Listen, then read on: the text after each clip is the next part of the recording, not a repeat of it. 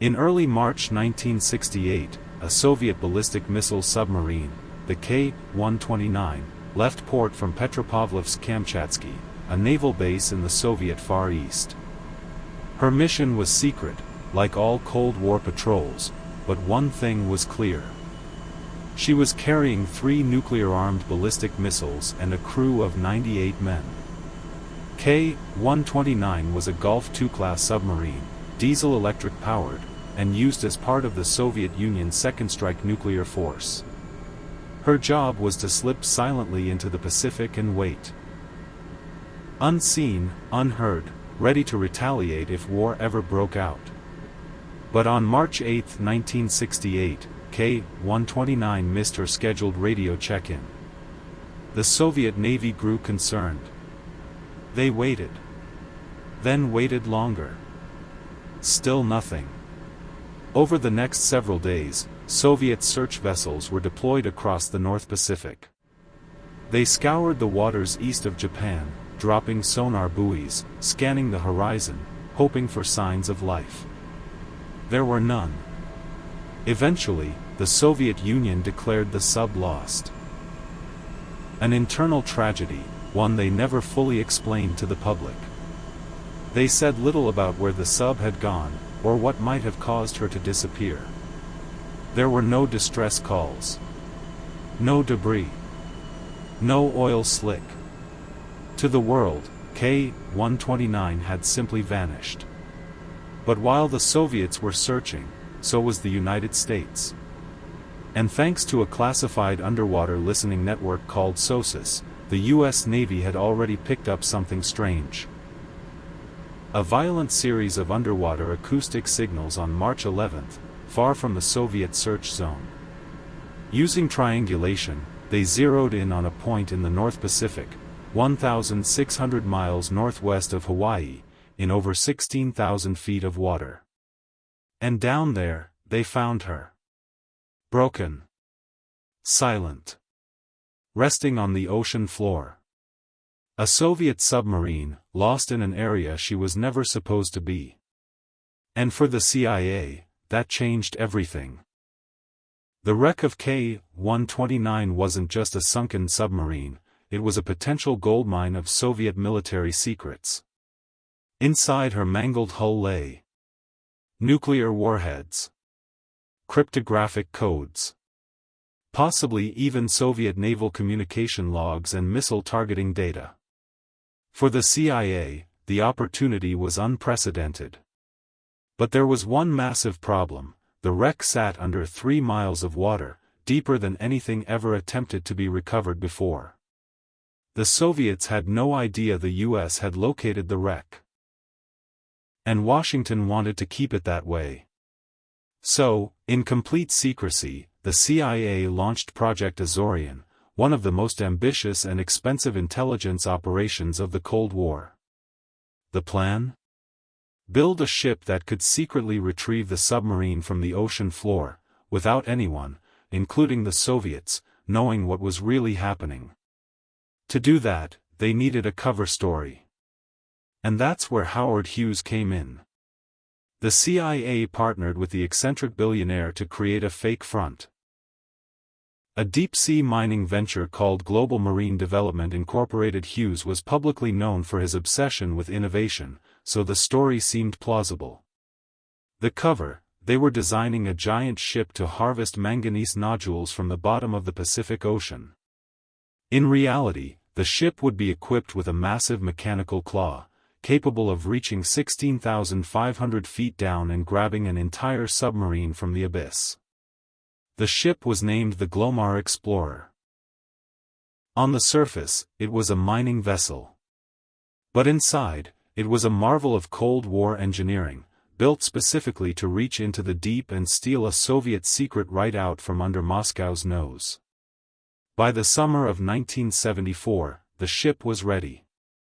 The world had no idea. And soon, the ocean would give up one of its deepest Cold War ghosts, or so the CIA hoped. In the summer of 1974, the Glomar Explorer left port, headed toward a remote point in the Pacific Ocean. To the public, it was a bold mining experiment. To a select few on board, it was the beginning of one of the most secret missions in U.S. intelligence history. Positioned above the wreck of K-129, the crew initiated recovery. The ship deployed a massive mechanical claw, nicknamed the capture vehicle, down over 16,000 feet to the seafloor. This claw was designed to lock around the hull of the sunken submarine and lift it slowly, in complete secrecy, into the hidden moon pool of the Glomar Explorer. It was an engineering feat never before attempted. For days, the claw descended in pitch-black water, guided by deep-sea cameras and sonar. When it reached the wreck, the team carefully latched onto the submarine's hull. Then, the slow ascent began. Inching upward through the crushing pressure and freezing water, the lift took hours. The CIA believed they were finally about to retrieve one of the Cold War's most valuable secrets. But disaster struck. About halfway through the ascent, a critical mechanical failure occurred. The claw fractured. A massive section of the submarine, containing the missile compartment and potentially the codebooks, broke off and plunged back into the abyss. Only a portion of the wreck was successfully recovered. The CIA had managed to bring up part of K-129's forward section, including the remains of 6 Soviet sailors. They were given a full military burial at sea, with the entire ceremony filmed by the CIA and classified for decades. The rest of the wreck? Gone. Lost again beneath 2 miles of water.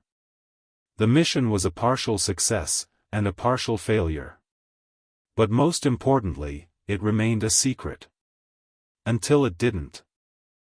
For a while, Project Azorian remained buried beneath layers of classification. The operation had taken over 6 years to plan and execute. It cost an estimated $800 million, equivalent to several $1 billion today. And the Soviets never publicly acknowledged the loss of K-129 in American hands. But secrets that deep rarely stay hidden forever. In 1975, just a year after the Glomar Explorer returned from its mission, journalists from the Los Angeles Times and New York Times began receiving anonymous tips. Whispers of a CIA submarine recovery operation started surfacing. By March 1975, the full story broke. Headlines across the U.S. read: CIA tries to raise Soviet submarine. Suddenly, a mission wrapped in the silence of the sea was being shouted from newsstands. Congress wanted answers. Intelligence officers scrambled to contain the fallout. The Soviets, now aware, were furious. The U.S. government was cornered. And so, they invented a phrase that would live on in national security history. We can neither confirm nor deny the existence of such a project. That line, first crafted to stonewall questions about the Glomar Explorer, became known as the Glomar response. Today, it's still used when government agencies want to avoid acknowledging classified operations. Despite the leak, the CIA never released full details of what was recovered from K-129. Parts of the mission remain heavily redacted even now. Some insiders claim the team recovered valuable encryption equipment and insight into Soviet launch protocols. Others believe the mission failed to retrieve anything of strategic value beyond the bodies of the sailors. But one thing was clear. The U.S. had gone to extraordinary lengths, technologically, politically, and financially, to pluck a Soviet submarine from the bottom of the Pacific. And they'd nearly gotten away with it. Today, the wreck of K-129 still lies in silence, more than 3 miles beneath the Pacific Ocean, northwest of Hawaii. The section recovered by the CIA in 1974 represents only a fragment of the full submarine. The remainder of the hull, including its nuclear-tipped missiles and potential intelligence payload, was never retrieved. To this day, no public mission has attempted to return to the site. And officially, the US still won't admit what was recovered. For the Soviet families of the 98 men aboard K-129, there was no official explanation. No bodies returned. No graves visited. Only whispers. In the 1990s, following the end of the Cold War, the CIA declassified a portion of the burial at sea footage, showing the respectful ceremony for the 6 recovered sailors. A flag, a prayer, and their caskets sliding into the Pacific. It was a rare glimpse into one of the Cold War's most surreal episodes, a moment where enemies mourned, even in silence. But for many, the mystery of K-129 still doesn't add up. Why was a diesel-electric Soviet submarine operating far outside its normal patrol zone? Why did it sink without a single distress signal? And what exactly did the CIA find inside the crushed hull that they've refused to disclose for nearly 50 years? Numerous theories have emerged. A torpedo accident. A failed missile launch. A rogue commander on a nuclear suicide mission. Even a collision with an American sub. All remain speculation. But what's undeniable is this: K-129 was a turning point. It proved that oceans could not hide everything. That even 16,000 feet of water couldn't protect secrets forever. And it marked the moment when intelligence gathering went deeper than ever before, both literally and metaphorically. The Cold War never declared itself openly. It unfolded in shadows, in spy planes, silent codes, and submarines that never surfaced. K-129 was one of them.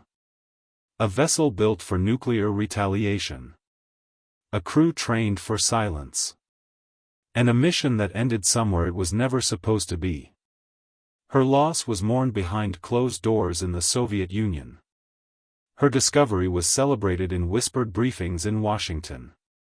But her story remained hidden beneath miles of water. And miles of redacted reports. In the end, the truth about K-129 didn't vanish with her. It was buried. What exactly caused her to sink, accident, sabotage, or strategy, may never be fully known. What the CIA recovered, and what they lost, remains a matter of speculation, even decades later. But what's undeniable is this: she was real. And the men aboard her were real. And now they rest in a place untouched by light or time, entombed in the deepest reaches of the Pacific. A Cold War relic. A cautionary tale. A chapter in a war most people never saw, but that shaped the world we live in. Today, K-129 lies in silence. But she is not forgotten. Because down in the dark, beneath pressure, secrecy, and politics, there are still stories waiting to surface. And this is Deep Sea Warzone, where every wreck tells a story the ocean tried to erase.